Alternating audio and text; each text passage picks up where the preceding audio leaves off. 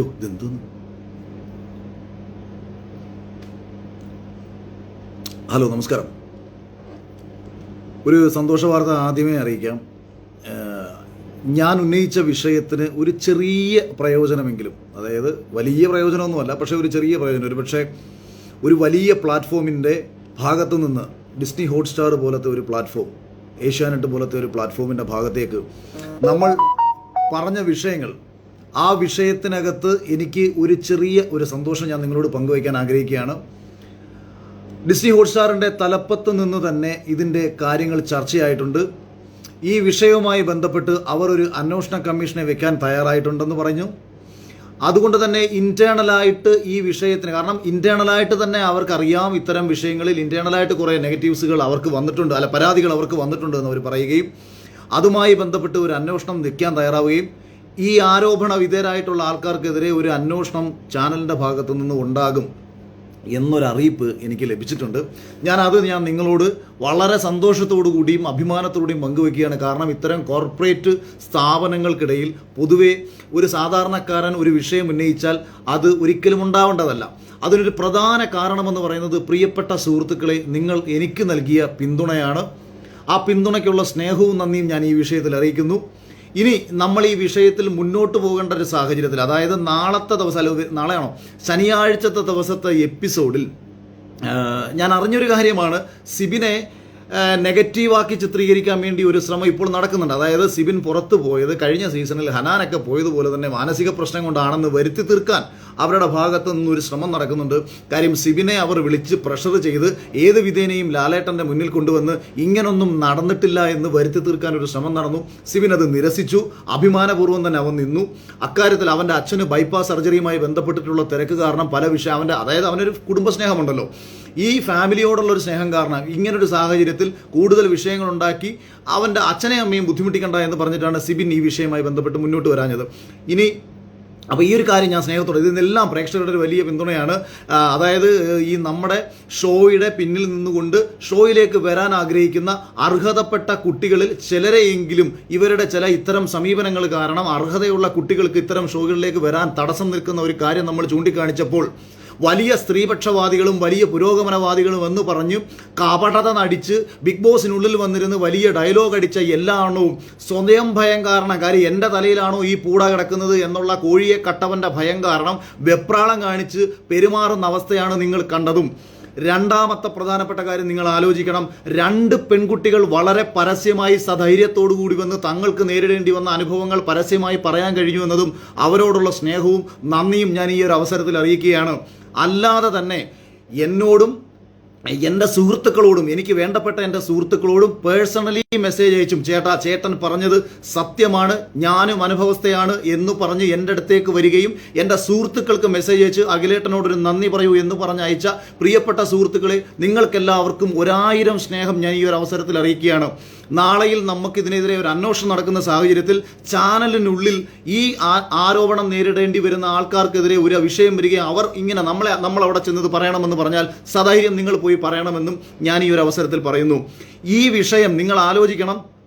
ഞാൻ ഈ ഒരു വിഷയം പറയുന്ന സമയത്ത് ഇത് സ്ത്രീകൾക്കെതിരെ എന്ന് വരുത്തി തീർത്തുകൊണ്ട്, അതായത് കഴിഞ്ഞ സീസണിൽ നടന്ന സമയത്ത് നടന്ന ഒരു വിഷയത്തെ കേരളത്തിൽ കിടക്കുന്ന പെൺകുട്ടികൾക്കെതിരെ മൊത്തമാണെന്ന് വരുത്തി തീർക്കാൻ ശ്രമിച്ചതുപോലെ ബിഗ് ബോസിലെ മറ്റ് മത്സരാർത്ഥികൾക്കെതിരെയാണ് വരുത്തി തീർക്കാൻ ശ്രമിച്ച എൻ്റെ വിജയത്തെ ഇതുവരെയും അംഗീകരിക്കാൻ കഴിയാത്ത കുറച്ച് കഴുതകൾ എൻ്റെ ഒപ്പം ഉണ്ടായിപ്പോയി എന്നുള്ളത് എനിക്ക് വളരെ വിഷമമുണ്ടാകുന്നൊരു കാര്യമാണ്. ഈ പെൺകുട്ടികളുടെ വിഷയങ്ങൾ ഒരു സ്റ്റോറി പോലും ഇടാത്ത ഇവർ എനിക്കെതിരെയുള്ള വിഷയങ്ങൾ സ്റ്റോറി ഇടാൻ കാണിച്ചതിലുള്ള താല്പര്യം എന്താണെന്ന് നിങ്ങൾ ഓരോരുത്തരും മനസ്സിലാക്കണം. ഇനി ഈ റിനോഷ് എന്ന് പറയുന്ന ഒരുത്തൻ, അവൻ എങ്ങനെ പുറത്തായി എന്ന് അവൻ ഇതുവരെയും മനസ്സിലായിട്ടില്ല. അവൻ എന്താണ് അവിടെ കാണിച്ചതെന്ന് അവൻ ഇതുവരെയും പിടികിട്ടിയിട്ടില്ല. അവൻ്റെ കൊള്ളാവുന്ന ഒരു കണ്ടന്റ് ചോദിച്ചു കഴിഞ്ഞാൽ വളിയെന്ന് പറഞ്ഞ് അവൻ ലാലേട്ടനോട് പറഞ്ഞ് ലാലേട്ടൻ ചിരിച്ചതല്ലാതെ ആ വളിയന് ഒരു കണ്ടന്റ് പോലും ഇല്ല എന്നത് അവന് തന്നെ തിരിച്ചറിയണം. ബിഗ് ബോസിനകത്ത് വെച്ചിട്ട് അവൻ പോയ സമയത്ത് അവൻ നല്ല മത്സരാർത്ഥി എന്ന് പറഞ്ഞത് 100% റിനോഷേ ശരിയാ, നിനക്കൊരു മാനസിക വിഷമം ഉണ്ടാവട്ടെ എന്ന് വിചാരിച്ചിട്ടാ, ഉണ്ടാവില്ലേ എന്ന് വിചാരിച്ചിട്ടാ നീ അങ്ങനെ വിചാരിച്ചോട്ടെ. നിന്നെ ആ ഹൗസിനകത്ത് 1% പോലും ഞാൻ അംഗീകരിച്ചിട്ടില്ല. ഒരു മത്സരാർത്ഥി എന്ന നിലയിൽ ഒരു സ്ഥലത്ത് അംഗീകരിച്ചിട്ടില്ല. നിന്നെ അടിച്ചാക്ഷേപിച്ച് തന്നെ ഞാൻ ജുനൈസിനോട് പോയി 100 പ്രാവശ്യം ഞാൻ ചോദിച്ചിട്ടുണ്ട്. ഏതോ ഒരു എപ്പിസോഡ്, റാങ്കിങ്ങിൻ്റെ ഒരു എപ്പിസോഡിൽ നിന്നെ പിടിച്ച് അവൻ 1ാം സ്ഥാനത്ത് നിർത്തി. ഞാൻ അന്നേരം ചോദിക്കുന്നുണ്ട്, ഇതൊക്കെ എപ്പിസോഡുകളിൽ കിടപ്പുണ്ട്, പോയി അങ്ങോട്ട് കാണ്. അതിനകത്ത് വെച്ച് തന്നെ അടിച്ചാക്ഷേപിച്ച് നിന്നെ അവിടെ അടുത്ത് തട്ടിക്കളഞ്ഞ എനിക്ക് നീ ആരാ? പക്ഷേ എൻ്റെ പ്രധാനപ്പെട്ട ചോദ്യം നിങ്ങൾ മനസ്സിലാക്കണം, പ്രേക്ഷകനായ ഓരോരുത്തരും മനസ്സിലാക്കണം. എവൻ്റെ വാലെ കെട്ടി ഏതെങ്കിലും കഴുതകൾ ഇവൻ്റെ കൂടെ നടക്കുന്നുണ്ടെങ്കിൽ ആ കഴുതകൾക്കും അറിയാൻ വേണ്ടിയിട്ട് ഞാൻ പറയുകയാണ്, ഞാൻ എവനെതിരെ എന്തെങ്കിലും പറഞ്ഞോ? നിങ്ങളുടെ കോമൺ സെൻസ് ഉള്ള ഒരുത്തനാണെന്നുണ്ടെങ്കിൽ, കോമൺ സെൻസ് ഉള്ള ഒരാളാണെന്നുണ്ടെങ്കിൽ നിങ്ങളൊന്ന് ചിന്തിക്കുക. ഞാൻ ഇവനെതിരെ ഈ കഴിഞ്ഞ ബിഗ് ബോസിലെ ഒരു സിബിൻ എന്ന് പറയുന്ന മത്സരാർത്ഥിക്ക് നേരിടേണ്ടി വന്ന ഒരു വിഷയമാണ് ഞാൻ പ്രധാനമായും അഡ്രസ്സ് ചെയ്തത്. ആ അഡ്രസ്സ് ചെയ്ത വിഷയത്തിൽ ഈ ഇൻ്റർവ്യൂ പാനലിൽ ഇരിക്കുന്ന ചിലർ ഇതിനു മുൻപ് ചിലരോട് ഈ രീതിയിൽ കാണിച്ചിട്ടുണ്ട്. അത് മത്സരാർത്ഥികളോട് കാണിച്ചിട്ടുണ്ട്, അത് അവിടെ വരാൻ ആഗ്രഹിച്ചവരോട് കാണിച്ചിട്ടുണ്ട്. ഇതല്ലേ ഞാൻ പറഞ്ഞ വിഷയം? ഞാൻ റിനോഷിനെ ഇഷ്ടപ്പെടുന്നവരോട് ചോദിക്കുകയാണ്. റിനോഷിനെ പോലെ ഒരുത്തനെയൊക്കെ ഇഷ്ടപ്പെടുമ്പോൾ ആ ഇഷ്ടപ്പെടുന്നവൻ്റെ ക്വാളിറ്റി തന്നെ നമ്മളൊന്ന് ചിന്തിക്കാമല്ലോ. അപ്പം നമുക്ക് ഊഹിക്കാം. ഇപ്പം ഈ ഭക്ഷണം കഴിക്കുമ്പോൾ നമ്മൾ ഭക്ഷണം കഴിക്കും. പന്നികൾക്ക് ഇഷ്ടം മലമാണ്, ശ്രദ്ധിച്ചിട്ടില്ലേ നിങ്ങൾ? പന്നികൾക്ക് ഭയങ്കര ഇഷ്ടമാണ് മലം, നമ്മുടെ അടുത്ത് കളയുന്നൊരു സാധനമാണ്. അപ്പം പന്നികളെ കുറ്റം പറയാൻ പറ്റൂ? അങ്ങനെ ഓരോരുത്തർക്കും ഓരോരോ ഇഷ്ടങ്ങളുണ്ട്. അതുകൊണ്ട് തന്നെ ഇവരെ ഇഷ്ടപ്പെടുന്നതിൽ ഒരു കുഴപ്പമില്ല. പക്ഷേ ആ ഇഷ്ടപ്പെടുന്നവന് ഒരല്പം തലച്ചോറുണ്ടെന്നുണ്ടെങ്കിൽ അവനൊന്ന് ചിന്തിക്കുക, എന്തിനായിരിക്കും എന്നാലും അഖിലേട്ടനെതിരെ അല്ലെങ്കിൽ അഖിലിനെതിരെ ഈ റിനോഷ് ഇപ്പോൾ ഈ വീഡിയോ ഇടേണ്ട കാര്യം എന്തായിരിക്കും? ഒരല്പം കോമൺ സെൻസിലൊന്ന് ചിന്തിക്കുക, എന്തായിരിക്കും? നിങ്ങളൊന്ന് ചിന്തിക്കുക. അപ്പം ഞാൻ റിനോഷിനെ ഒരു സ്ഥലത്ത് മോശക്കാരനാക്കി പറഞ്ഞിട്ടില്ല. ഒരാളെയും ഞാൻ എൻ്റെ ബിഗ് ബോസ് ഹൗസിലുള്ള ഒരാളെയും ഞാൻ മോശക്കാരാക്കി സംസാരിച്ചിട്ടില്ല. അപ്പം നമ്മൾക്കെതിരെ ഇങ്ങനൊരു വീഡിയോ ഒരുവൻ ഇടണമെങ്കിൽ അവനെ ആ ഇടാൻ പ്രേരിപ്പിച്ച ഘടകം എന്താണെന്ന് ചിന്തിക്കാനുള്ള സാമാന്യ ബോധം നിങ്ങൾക്കുണ്ടാവണ്ടേ? അതിനൊരൊറ്റ ഘടകമേ ഉള്ളൂ, ഒളിച്ചും പാത്തും ഇവർക്കിടയിൽ നടക്കുന്ന ഡിസ്കഷൻ.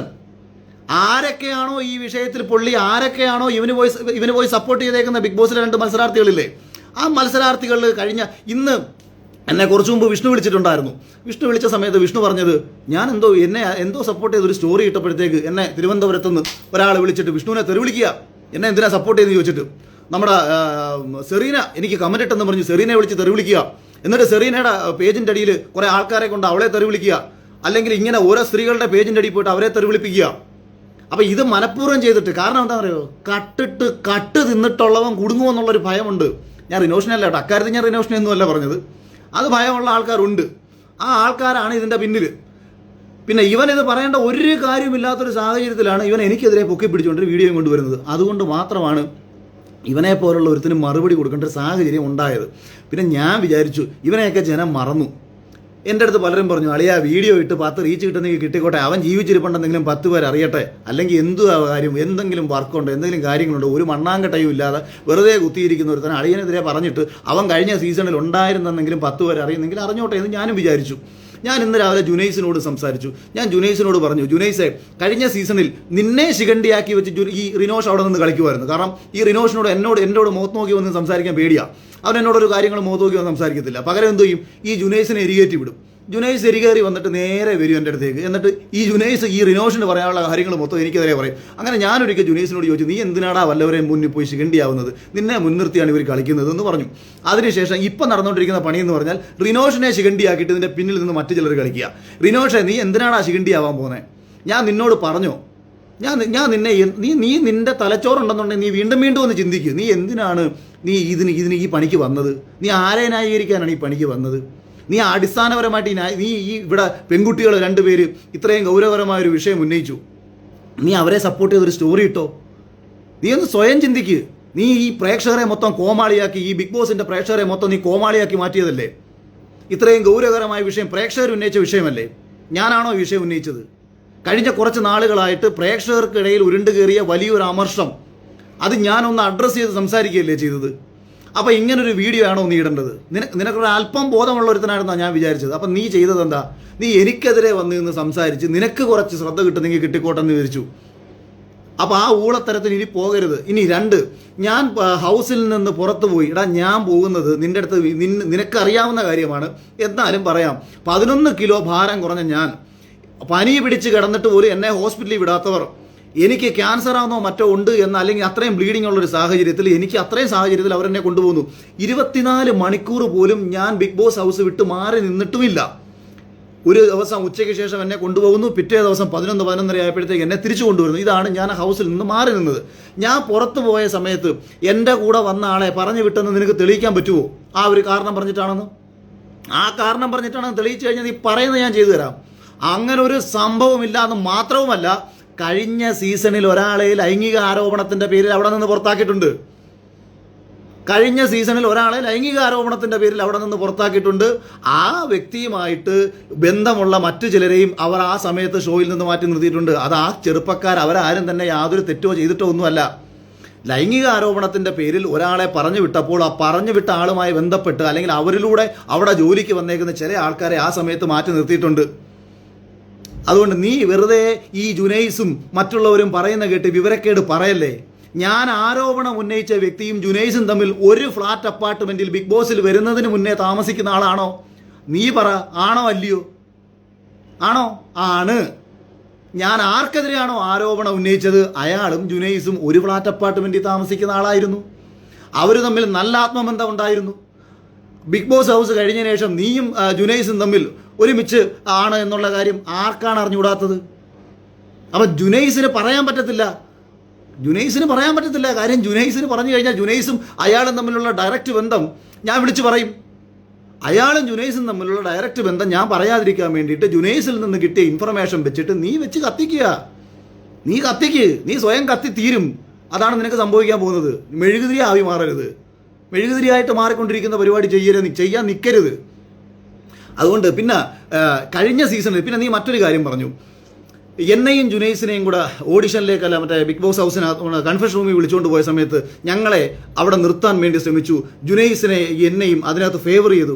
ഒരു നല്ല മത്സരാർത്ഥി എന്ന നിലയിൽ ഞാൻ അവിടെ നിൽക്കാൻ അവർ ആഗ്രഹിക്കുന്നതും കാശ് കൊടുത്തോ ശരീരം കൊടുത്തോ ഒരു മത്സരാർത്ഥിക്ക് പിന്തുണ കൊടുക്കുന്നതും ഒരുപോലാണോടാ മണ്ടൻ കൊണാപ്പ? ഒരാൾക്കെതിരെ എപ്പോഴാണ് സംശയം തോന്നുന്നത്? പ്രേക്ഷകർ ഒരു ഷോ കണ്ടുകൊണ്ടിരിക്കുന്നു. ആ ഷോയിലെ ഏതെങ്കിലും ഒരു മത്സരാർത്ഥി ഇയാൾ എന്തിനാണ് ഇതിനകത്ത് തുടരുന്നത്? ഒരു പിടിയും പ്രേക്ഷകർക്ക് കിട്ടുന്നില്ല. പ്രേക്ഷകരെ അവർ എൻ്റർടൈൻമെൻറ്റ് ചെയ്യിക്കുന്നില്ല. പ്രേക്ഷകർക്ക് തന്നെ സംശയം തോന്നുകയാണ് ഇവരുടെ പ്രവൃത്തിയിൽ എന്ത് അടിസ്ഥാനത്തിലാണ് ഇവരിവിടെ തുടരുന്നത് എന്ന് പ്രേക്ഷകർക്ക് സംശയം തോന്നുമ്പോഴാണ് ഞാൻ ഈ പറഞ്ഞ ആരോപണത്തിന് ബലം വരുന്നത്. അല്ലാതെ പ്രേക്ഷകർ 30 ദിവസം കഴിഞ്ഞപ്പോൾ തന്നെ ഏറ്റവും കൂടുതൽ വോട്ട് കൊടുക്കുകയും 50 ദിവസം മുതൽ തന്നെ കേരളത്തിൽ അഖിൽമാരാർ വിജയിക്കുമെന്ന് ക്യാമ്പയിൻ നടക്കുകയും സകല പോളുകളിലും 70 മുതൽ 80% വരെ വോട്ടുകൾ കിട്ടുകയും ചെയ്ത ഞാൻ പുറത്തു പോയാൽ എനിക്ക് പുറത്ത് സപ്പോർട്ടുണ്ടെന്ന് അറിഞ്ഞെന്ന് വെച്ചോ. ഞാനെല്ലാം അങ്ങ് അറിഞ്ഞെന്ന് നീ പറയുന്നത് പോലെ ആണ് സത്യമെങ്കിൽ പോലും തൊട്ടടുത്ത വീക്കിൽ വന്ന് ഏറ്റവും വലിയ ഗുരുതര ആരോപണം നേരിടുന്ന ഒരു പ്രശ്നമല്ലേ അവിടെ ഉണ്ടായത്? അതായത് മുണ്ടുപൊക്കി എന്ന് പറഞ്ഞൊരു പ്രശ്നമല്ലേ ഉണ്ടായത്?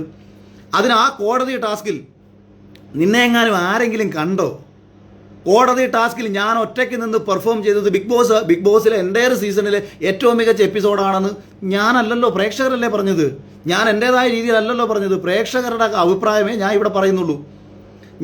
ആ ടാസ്കിൽ ഞാൻ നന്നായി പെർഫോം ചെയ്തു എന്നുള്ളത് കൊണ്ടാണ് ആ എപ്പിസോഡിൽ അവർക്ക് എന്നെ ഇഷ്ടപ്പെട്ടത്. ഞാൻ ആ എപ്പിസോഡിൽ പഴം വിഴുങ്ങി നിന്നെപ്പോലെ ഇരുന്നിരുന്നുണ്ടെങ്കിൽ ഇവർക്ക് എന്നെ ഇഷ്ടപ്പെടത്തില്ല. അത് കഴിഞ്ഞ് 70 ദിവസം അതിന് തൊട്ട് മുൻപാണ് ശോഭയ്ക്കെതിരെ ഞാൻ ഗുരുതര ആരോപണം ഉന്നയിച്ചെന്ന് പറഞ്ഞ് പുറത്തെനിക്കെതിരെ വനിതാ കമ്മീഷൻ കേസെടുത്തിട്ടുണ്ട് എന്ന് പോലും പറഞ്ഞുകൊണ്ട് എനിക്കെതിരെ കൺഫഷൻ റൂമിലേക്ക് ഒരു കാര്യം പറയുന്നത്. അപ്പോഴും ഞാൻ ഇറങ്ങിപ്പോണമെന്ന് തന്നെയല്ലേ ഞാനും പറഞ്ഞത്. ഞാൻ പിടിച്ചു നിൽക്കണമെന്ന് പറഞ്ഞോ? ഞാൻ പോയി ഷിജിച്ചേട്ടനോട് പറയുന്നുണ്ട്, ഷിജിച്ചേട്ടാ ഈ ഒരു വിഷയത്തിൽ അവരെന്നെ ചിലപ്പോൾ പുറത്താക്കാൻ സാധ്യതയുണ്ട്, ഞാൻ ഇറങ്ങിപ്പോകാൻ ഞാൻ ആഗ്രഹിക്കുന്നു എന്ന് തന്നെയാണ് ഞാൻ ഷിജിച്ചോണ്ട്. എന്നിട്ട് ഷിജിച്ചോനെ പറയുന്നുണ്ട് നിങ്ങൾക്ക് കപ്പടിപ്പിച്ച് തരാം, ഞാൻ കപ്പടിപ്പിച്ച് തരാം എന്നൊക്കെ ഞാൻ പറഞ്ഞിട്ടാണ് അകത്ത് ഞാൻ നിൽക്കുന്നത്. ഇനി അതിനുശേഷം വരുന്ന ടാസ്ക് നമുക്ക് എടുക്കാം. ടിക്കറ്റ് ടു ഫിനാലെ ടാസ്കിൽ തന്നെ ഒരുവിധം സ്പോർട്സ്മാൻ സ്പിരിറ്റുള്ള ഒരുത്തൻ കളിക്കുന്ന ടാസ്കുകളും അതിനകത്തില്ലായിരുന്നു എന്ന് കണ്ട എല്ലാ പ്രേക്ഷകർക്കും അറിയാം. കുതിരപ്പുറത്തിരുന്ന് ഉന്താനും കാറിൽ കയറി കുത്തിയിരിക്കാനും വടം പിടിച്ചുകൊണ്ടിരിക്കാനും 5ാം ക്ലാസ്സിലെ കുട്ടിക്ക് പറ്റും. അതാണോടാ പ്രേക്ഷകർ കാണാൻ ആഗ്രഹിച്ചിരിക്കുന്ന ഒരു ടാസ്ക്? ഞാൻ ആ ടാസ്ക് കളിക്കുന്നില്ലെന്ന് ആദ്യമേ തീരുമാനമെടുത്തതാ. അഭിമാനത്തോടെ പൂർവ്വം ഞാനൊരു ടാസ്ക് കളിച്ചു. ഗോയിൻ്റെ അടി പോയി മുങ്ങി തപ്പി എടുത്തിട്ട് വരുന്നൊരു ടാസ്ക്. 27 സെക്കൻഡ് കൊണ്ട് ഞാൻ വിജയിച്ചു വന്നത് പ്രേക്ഷകർക്ക് ഇഷ്ടപ്പെടാതിരിക്കുമോ? അപ്പം പിന്നെ അന്ന് ലൈഫ് ഗ്രാഫിൻ്റെ ടാസ്ക് പറഞ്ഞു. ഇത് പിന്നെ എൻ്റെ ഫാമിലി കുടുംബം കയറി വരുന്നു. ഈ വീക്ക് എന്ന് പറയുന്നത് കേരളത്തിലെ തന്നെ ബിഗ് ബോസിൻ്റെ ചരിത്രത്തിലെ തന്നെ ഏറ്റവും വലിയ ട്രെൻഡിങ് ആയ ഒരു പ്രൊമോ എപ്പിസോഡായിരുന്നു അത്. ഇങ്ങനെ നിരവധി കാരണങ്ങളാൽ ആൾക്കാരുടെ ഇഷ്ടങ്ങൾ കിട്ടി വിജയിച്ചു വന്ന ഒരു മത്സരാർത്ഥി അല്ലായിരുന്നോ ഞാൻ? അപ്പം ഇതൊന്നും മനസ്സിലാക്കാൻ ബോധമില്ലാതെ മണകുണ അടിച്ചുകൊണ്ടിരിക്കുന്ന നിൻ്റെ അടുത്ത് ഇനി ഞാൻ ഒരു മറുപടിയും പറയാൻ വരുന്നില്ല. നീ ഇനി എനിക്കെതിരെ ഇനി എന്ത് പറഞ്ഞെന്ന് പറഞ്ഞാലും ഞാൻ ഒരു മണ്ണാങ്കട്ടെ നിനക്കെതിരെ ഇനി പറയുന്നില്ല. ഒന്നാമത് എൻ്റെ അടുത്ത് ഇന്നലെ തൊട്ട് എൻ്റെ സുഹൃത്തുക്കൾ പറയുന്നുണ്ട്, ആ മണകുണാഞ്ചൻ അവിടെ നിന്ന് എന്തെങ്കിലും പറയട്ടെ, അവനെ ഒരു മനുഷ്യൻ അറിയത്തില്ല, അവനെ ജനം അറിയത്തില്ല, അളിയനായിട്ട് എന്തിനാണ് അവന് ഈ റീച്ച് ഉണ്ടാക്കി കൊടുക്കുന്നത്? പിന്നെ ഞാൻ ഈ സന്തോഷം എനിക്ക് നിന്നിലൂടെയൊക്കെ ആണെന്നുണ്ടെങ്കിലും നിൻ്റെയൊക്കെ സ്വഭാവം ഉള്ളിൽ കിടക്കുന്ന വിഷം എന്തായാലും പുറത്ത് കൃത്യമായി തകട്ടി വന്നല്ലോ. നിങ്ങൾക്കെതിരെ ഒന്നും ഞാൻ പറയാതിരുന്നപ്പോൾ എനിക്ക് എന്തോ ജനശ്രദ്ധ കിട്ടിയെന്ന് അതായിരുന്നല്ലോ നിങ്ങളുടെ പ്രശ്നം. കാര്യം ഇവർക്കിടയിൽ ഒരു രഹസ്യ സംസാരം നടന്നു. ഞാൻ പിന്നീടാണ് അറിഞ്ഞത്. അവൻ രാജാവാകാൻ നോക്കിയെന്ന്. അവൻ ഏഷ്യാനെതിരെ പറഞ്ഞ് രാജാവാകാൻ നോക്കി. എന്നാൽ പിന്നെ കാണിച്ചു കൊടുത്തേക്കാം, ഞങ്ങളൊക്കെയാണ് യഥാർത്ഥ രാജാക്കന്മാർ, ഞങ്ങളൊക്കെയാണ് ഇവിടുത്തെ രാജാവ് രാജ്ഞിയും. അങ്ങനെ രാജാവും രാജ്ഞിയും കൂടെ വന്നതാ രാജാവ് രാജ്ഞി കളിക്കാൻ വേണ്ടി വന്നതാണ് ഇപ്പം നടന്നേക്കുന്നത് കാര്യം. അടുത്ത് മനസ്സിലാക്കാൻ വേണ്ടി ഞാൻ അങ്ങ് പറഞ്ഞെന്നുള്ളതേ ഉള്ളൂ. അതുകൊണ്ട് ഒരു സെക്കൻഡ്. അതുകൊണ്ട് നീ ഇനി എന്തോന്ന് പറഞ്ഞാലും കണ്ടവർക്കെല്ലാം അറിയാം, ഇത് കഴിഞ്ഞു. എൻ്റെ പൊന്ന് റിനോഷ, നീ ഒരു കാര്യം മനസ്സിലാക്കണം. കഴിഞ്ഞ സീസൺ കഴിഞ്ഞു. അതിൻ്റെ വിന്നർ അഖിൽമാരാലാണ്. അതൊരു യാഥാർത്ഥ്യമാണെന്ന് ഇനിയെങ്കിലും നീ തിരിച്ചറിയൂ. അത് കഴിഞ്ഞു കേട്ടോ. ഇനി നീ വീണ്ടും അതിനെക്കുറിച്ച് പറയണ്ട. ഞാൻ അഡ്രസ്സ് ചെയ്ത് കേരളത്തിൽ കുറച്ച് പെൺകുട്ടികൾക്കെതിരെ ഇങ്ങനെ കുറച്ച് പ്രശ്നങ്ങൾ ഉണ്ടായിട്ടുണ്ട്, അതിനെക്കുറിച്ച് നിനക്ക് എന്തെങ്കിലും പറയേണ്ട നീ അതിനെക്കുറിച്ച് സംസാരിക്കും കേട്ടോ. അപ്പോൾ നമ്മൾ ആ വിഷയവും നമ്മൾ ചാപ്റ്റർ ക്ലോസ് ചെയ്യുകയാണ്. ഇതുവരെ പിന്തുണ രേഖപ്പെടുത്തിയ എല്ലാവർക്കും നന്ദി. ഇതിൻ്റെ ഇടയ്ക്ക് ആരാടാ വിളിച്ചത് മനുഷ്യനെ ശല്യം ചെയ്യുന്നത്? അപ്പോൾ എന്തായാലും എല്ലാവരോടും സ്നേഹവും നന്ദി അറിയിച്ചുകൊണ്ട് ഈ വിഷയത്തിൽ ഇനി ലൈവോ കാര്യങ്ങളോ ഒന്നും വരാൻ സമയവുമില്ല, സാഹചര്യമില്ല. ഇന്ന് രാവിലെ ഉച്ചയ്ക്ക് ശേഷം ഒരു ഷൂട്ടും കഴിഞ്ഞിട്ട് കൂടി വന്നതാണ്. അപ്പോഴാണ് എൻ്റെ അടുത്ത് കുറേ പേര് പറയുന്നത് റിനോഷ് ഇതോ വീണ്ടും അങ്ങനെ. അപ്പോൾ റിനോഷിനെതിരെ പറയാൻ വേണ്ടി വന്നതല്ല, ഇതാണ് പറയുന്നത്. ഒഫീഷ്യലായിട്ട് നമ്മളെ അറിയിച്ചിട്ടുണ്ട്. അതിൻ്റെ നന്ദി ഞാൻ പങ്കുവയ്ക്കുന്നു. ഇനിയും നമുക്ക് ഇത്തരത്തിലുള്ള പ്രശ്നങ്ങളൊക്കെ ഉണ്ടാവുകയാണെങ്കിൽ ഞാൻ വരാം. അപ്പം ടാറ്റ ബൈ ബൈ. കുറേ ഞാൻ ഇപ്പോൾ 70% കാര്യങ്ങളും റിനോഷും ജുനൈസിനും ഒക്കെ മനസ്സിലാക്കുക. ഞാൻ ഈ ജുനൈസിൻ്റെ പേര് എടുത്ത് പറയുന്നതോ, ഇതിൻ്റെ പിന്നിൽ ജുനൈസും ഉണ്ട് എന്ന യാഥാർത്ഥ്യം എനിക്ക് വളരെ കൃത്യമായി അറിയാവുന്നത് കൊണ്ടാണ് ഞാൻ ഈ പറഞ്ഞത്. മുന്നിൽ വരത്തില്ല, പിന്നിൽ നിന്നേ കളിക്കത്തുള്ളൂ. കാരണം ഞാൻ ആ പറഞ്ഞ ബന്ധങ്ങൾ ഇങ്ങനെ അവിടെ കിടക്കുക. അപ്പം മറ്റേ പാട്ട് പാടാനും റാപ്പ് എഴുതാനും കേരളത്തിൽ ആരും ഇല്ലാത്തതുകൊണ്ടാണ് റിനോഷിനെ വിളിച്ചതെങ്കിൽ ശരി, റിനോഷ് പോയിട്ട് അതിനെന്താ നമുക്ക് സന്തോഷമുള്ളൂ. ആരെങ്കിലും വല്ലതും പറഞ്ഞു. അതിനുശേഷം ഈ വിഷയം വരുന്നു. നമ്മുടെ 50ാമത്തെ ഹോട്ട്സ്റ്റാറിൻ്റെ എപ്പിസോഡ് വരുന്നു. ഇവിടെ അല്ല ഈ വിളിച്ചുകൊണ്ട് പോയിട്ടുള്ളത് ഇവന്മാർക്കെല്ലാം. പിന്നെ വേറെ കുറച്ച് പേർക്ക് ഒരു പ്ലാൻ ഉണ്ട്. എന്താ പറയുക, ഈ മറ്റേ സീസൺ അൾട്ടിമേറ്റ് തുടങ്ങും. അത് അഖിലിങ്ങനെയൊക്കെ പറയും, നിങ്ങൾ അഖിലിനെ പോയി സപ്പോർട്ട് ചെയ്ത് കഴിഞ്ഞാൽ നമ്മൾ അൾട്ടിമേറ്റ് തുടങ്ങുമ്പോൾ നിങ്ങളെ ആരെയും വിളിക്കത്തില്ല കേട്ടോ. അൾട്ടിമേറ്റിൽ നിങ്ങൾ വരണമെന്നുണ്ടെന്നുണ്ടെങ്കിൽ ചാനലിനെ നിങ്ങൾ സപ്പോർട്ട് ചെയ്ത് നിന്നോണം. അറിയാമല്ലോ, അങ്ങനെ കുറച്ച് മത്സരാർത്ഥികളെ ഇവന്മാർ പുറകെ കൂടെ വിളിച്ച് കയ്യിലെടുക്കുന്നുണ്ട്. അതുകൊണ്ട് താല്പര്യങ്ങൾ സംരക്ഷിക്കാനും മുന്നോട്ടുള്ള ജീവിതം നോക്കിയിട്ടും നിങ്ങൾ പൊയ്ക്കോ, ഒരു പ്രശ്നവുമില്ല. പക്ഷേ ഇത്തരം ഒരു പ്രധാനപ്പെട്ട ഒരു വിഷയം ഞാൻ പറയുമ്പോൾ അതിന് വളരെ ഗൗരവമുണ്ടെന്ന് മനസ്സിലാക്കുമ്പോൾ, അത് യാഥാർത്ഥ്യമാണെന്ന് നിങ്ങൾ മനസ്സിലാക്കുമ്പോൾ ഇമ്മാതിരി മര്യാദകേടും കൊണ്ട് വരരുത് എന്ന് പറഞ്ഞുകൊണ്ട് ഞാൻ അവസാനിപ്പിക്കുകയാണ്. ഇനി ഈ വിഷയവുമായി ബന്ധപ്പെട്ട് യാതൊരു കാര്യങ്ങൾക്കും ഞാൻ വരുന്നില്ല. എനിക്ക് ഒരുത്തനും എന്നെ വെച്ച് നീയൊക്കെ റീച്ച് ഉണ്ടാക്കുകയോ ജീവിക്കുകയോ ചെയ്തോ, ഞാൻ ഇനി ഈ വിഷയവുമായി ബന്ധപ്പെട്ട് വരുന്നില്ല. കാര്യം ഞാൻ ആഗ്രഹിച്ചത് ഏറെക്കുറെ നടന്നു കഴിഞ്ഞു. ബാക്കി കാര്യങ്ങൾ എന്തെങ്കിലും അതിൻ്റെ അപ്ഡേഷൻസ് ഉണ്ടെന്നുണ്ടെങ്കിൽ ഞാൻ അറിയിക്കാം. എനിക്ക് തോന്നുന്നു ചാനലിൻ്റെ ഭാഗത്ത് ഒഫീഷ്യലി ചിലപ്പം ജനങ്ങളെ അവരങ്ങനെ ചെയ്യാൻ സാധ്യതയില്ല. കോർപ്പറേറ്റ് കമ്പനികളായതുകൊണ്ട് ചെയ്യാൻ സാധ്യതയില്ല. ഈ ഞാൻ വിഷയം ഉണ്ടാക്കിയിട്ട് എന്നോട് ഒരു പേഴ്സണലി അറിയിച്ചൊരു കാര്യമാണ്. എന്തായാലും പ്രേക്ഷകർക്കെല്ലാം 1000 നന്ദിയും സ്നേഹവും അറിയിച്ചുകൊണ്ട് തൽക്കാലം വെക്കുകയാണ്. ബാക്കിയൊക്കെ നമുക്ക് വരുന്ന വഴിക്ക് കാണാം. Thank you.